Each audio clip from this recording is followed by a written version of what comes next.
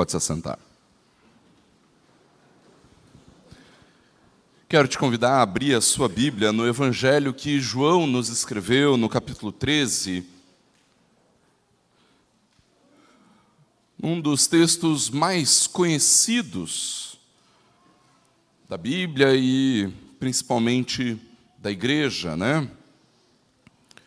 João capítulo 13, eu quero ler com os irmãos os versículos 34 e 35. João 13, os versículos 34 e 35. O Evangelho que João nos escreveu, capítulo 13.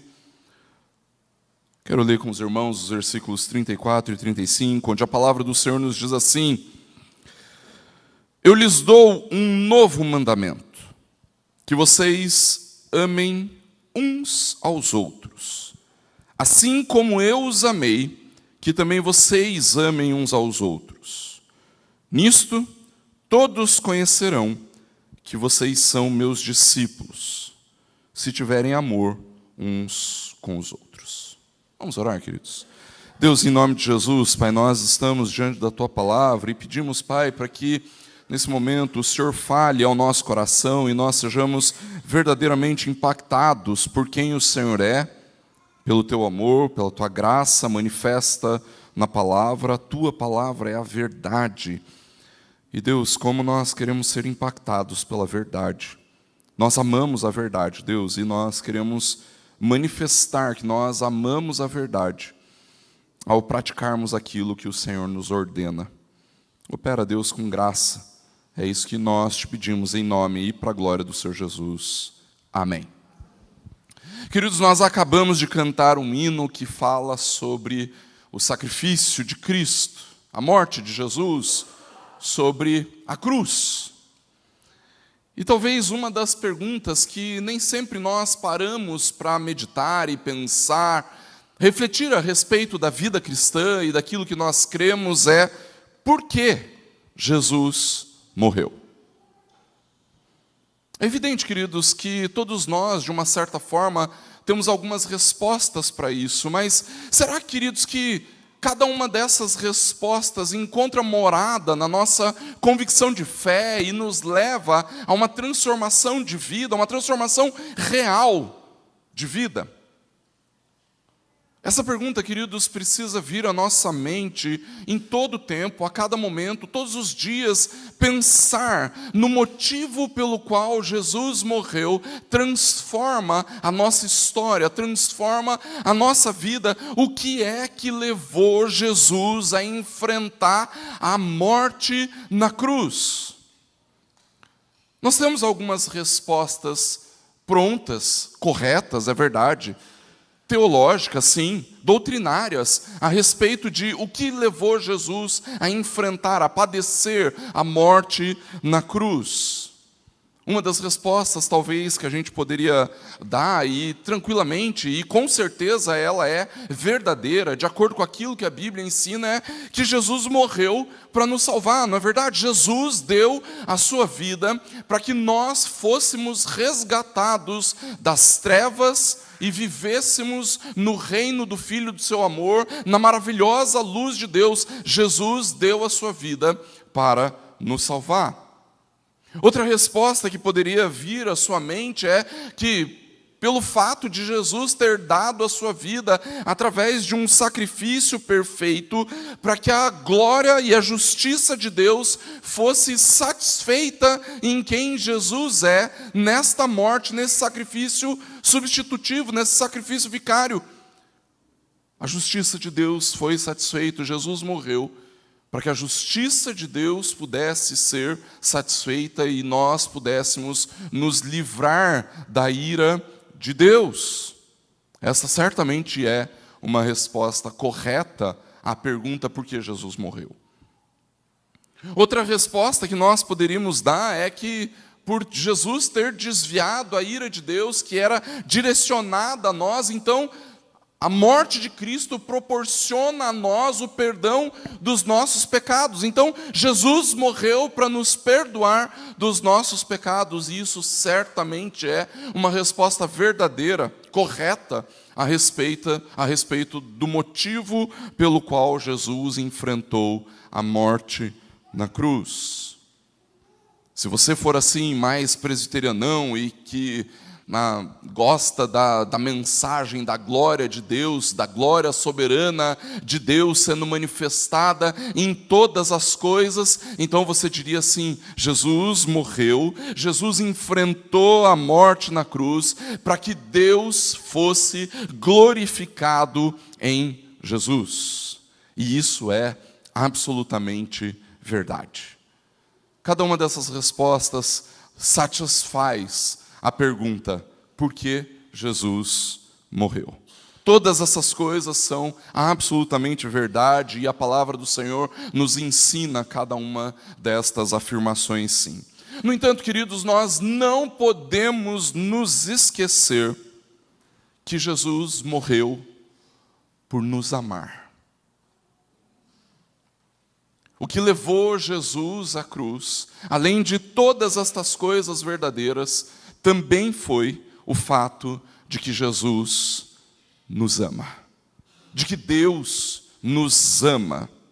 O próprio Cristo, ao ensinar os seus discípulos a respeito do amor, a respeito do sacrifício, a respeito da doação de si mesmo, ele fala assim: ninguém tem maior amor do que aquele que dá a sua vida em favor dos seus amigos. O Senhor diz isso lá no capítulo 15, versículo 13 de João. Ninguém tem maior amor do que este, aquele que dá a vida pelos seus amigos. Queridos, a maior expressão de amor da história da humanidade, a maior demonstração de amor da história da humanidade foi o fato de que Jesus entregou a sua vida por nós, em nosso favor, para nos servir, por nos amar.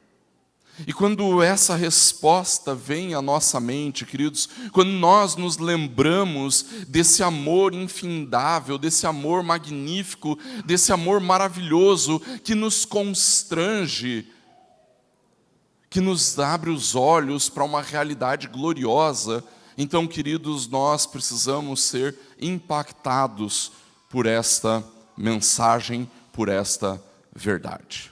E tanto nós precisamos ser impactados, queridos, que esta realidade, o fato de que Jesus nos ama, precisa moldar quem nós somos e precisa moldar a forma como nós vivemos. O Senhor Jesus nos ordena: amem como eu os amei. Amem como eu os amei. O texto nos fala, queridos, que Jesus está renovando, qualificando novamente uma ordem de Deus, a ordem de amar o próximo. Você certamente vai se lembrar daquilo que a Bíblia fala a respeito do melhor e maior mandamento: amar a Deus e amar ao próximo como a ti mesmo, e aí a si mesmo. E quando nós somos constrangidos a perceber que esse mandamento exige de nós nada menos do que a nossa vida, então, queridos, nós olhamos para a quantidade de amor que demonstramos e para a realidade do amor que nós demonstramos, e nós descobrimos que o nosso amor é sempre insuficiente. Por mais que nós nos doemos uns aos outros, nós nunca chegamos ao ponto de abdicar completamente da nossa vida por amor às outras pessoas. E nós não precisamos fazer isso porque Jesus fez. No entanto, queridos, o Senhor Jesus estabelece um padrão para o amor. E o padrão do amor é Ele. Assim como Ele nos ama, nós devemos amar. E, queridos, se nós não nos doarmos em favor de outras pessoas, Então, queridos, não existe alívio para o nosso pensamento, não existe alívio para a nossa compreensão de vida cristã, não existe alívio para a realidade intransponível na qual nós nos encontramos. E a realidade é que, se nós não amamos outras pessoas através da doação de nós mesmos, então, queridos, nós não estamos amando. Em outras palavras, nós estamos desobedecendo o novo mandamento. Acontece, queridos, que quando nós olhamos para aquilo que a palavra nos revela, para aquilo que a palavra nos mostra, nós descobrimos que o amor não é tão somente um sentimento positivo em favor de outras pessoas. Quantas vezes os irmãos já nos ouviram falar aqui que amar é muito mais do que ter um sentimento positivo a respeito de alguém. Amar se manifesta de formas muito profundas e de maneiras muito mais intensas do que um mero gostar, algo que nos causa simpatia em favor de alguém. Amar é muito mais do que isso. O Senhor Jesus ama doando a sua vida. Não é possível que nós possamos pensar que nós amamos apenas por termos carinho por alguém. Amar é uma ação prática. Amar é um mandamento prático. É visto na prática aquilo que nós demonstramos através do amor. E é exatamente por isso, queridos, que eu gostaria que você olhasse e meditasse a respeito da sua própria vida. O Senhor Jesus deixa claro que nós precisamos amar. Amar como Ele nos ama. Amar através da doação, da entrega de si mesmos. Nós demonstramos que amamos, queridos, quando nós fazemos coisas em favor de outras pessoas. Nós demonstramos que amamos, queridos, quando nós servimos alguém. Nós demonstramos que amamos de fato quando nós nos doamos em favor de alguém. Nós demonstramos que amamos de fato, queridos, quando nós proclamamos a realidade mais amável, amorosa e gloriosa que existe, que é o fato de que Jesus deu a sua vida em nosso favor. Quando nós evangelizamos, nós estamos mostrando que amamos aquela pessoa de fato. Quando nós oramos por alguém, nós de fato demonstramos que amamos aquela pessoa. Queridos, essa semana eu fui impactado com o testemunho de um irmão, falando a respeito de algumas coisas boas que ele tem experimentado no trabalho. Ele está trabalhando numa empresa, e nessa empresa tem o tempo de devocional todos os dias, no horário de trabalho mesmo.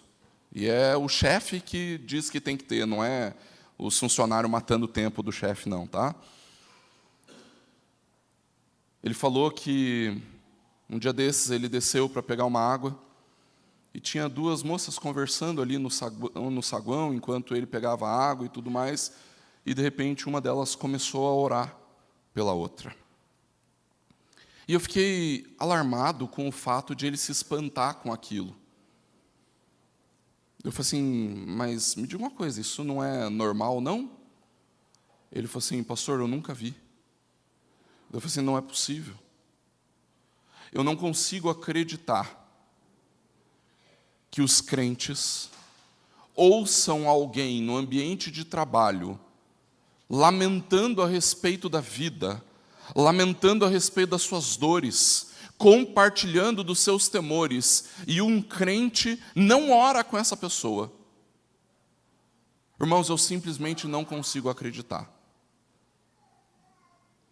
Sabe, toda aquela nossa fala sobre visitantes, sobre evangelização, sobre proclamar o evangelho onde nós estivermos, queridos, meu mundo caiu quando eu tive essa conversa com esse irmão. Porque eu simplesmente não consigo acreditar que um crente ouça um colega de trabalho seu lamentando a respeito das suas dores e não ore por essa pessoa. E não é apenas orar por ela quando você vai deitar, é orar com ela ali, naquele momento, quando ele chora por causa do seu filho, quando ele chora por causa das suas dores, quando ele chora por causa do seu luto. Eu não consigo acreditar. Queridos, como nós vamos testemunhar o amor se nós não estamos dispostos a simplesmente orar com alguém que enfrenta uma dor? Que amor é esse que nós dizemos que praticamos? O amor, queridos, é a grande demonstração de que nós somos discípulos de Jesus. Demonstrar amor, queridos, é o que de fato abre as portas para a proclamação do maior amor que existe. Se você quer evangelizar alguém, então você precisa amar essa pessoa. O seu convite nunca vai ser eficaz enquanto você não estiver amando de fato. A sua proclamação, a sua evangelização não vai acontecer se você não estiver demonstrando amor. Enquanto nós não formos verdadeiramente impactados por esse amor, queridos, então o amor que nós demonstramos uns pelos outros e por aqueles que convivem conosco será um falso amor. Se o resultado do seu amor pelas pessoas é apenas um sentimento positivo a respeito delas, então deixa eu te falar, você não ama.